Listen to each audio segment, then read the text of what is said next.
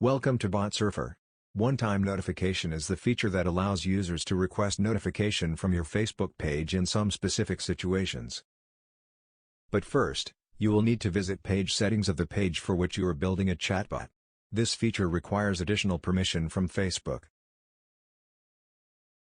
In the advanced messaging section of the page settings, you will find requested features and option to request one-time notification for your Facebook page.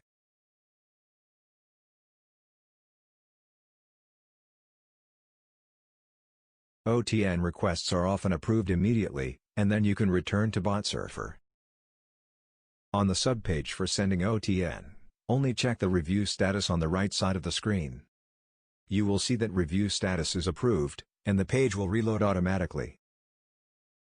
This page will show you OTN elements in your conversation scenarios and users requesting additional information.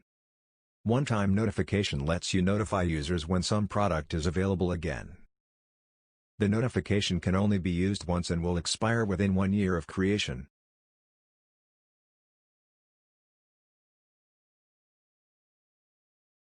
And you can see a Notify Me element that can be placed in conversation and let users activate one-time notification when needed.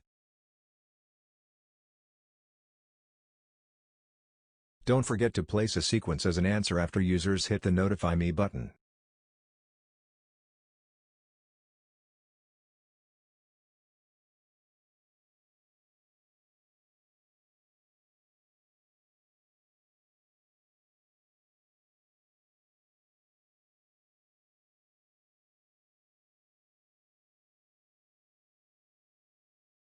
After some users activate OTN in conversation, you will see available subscribers on the Send One-Time Notification dashboard and Notify button on the right. When your product is in stock again, you can notify all available subscribers for the product. Don't forget that you will need a sequence in the conversation scenarios that will be sent to subscribers as a notification.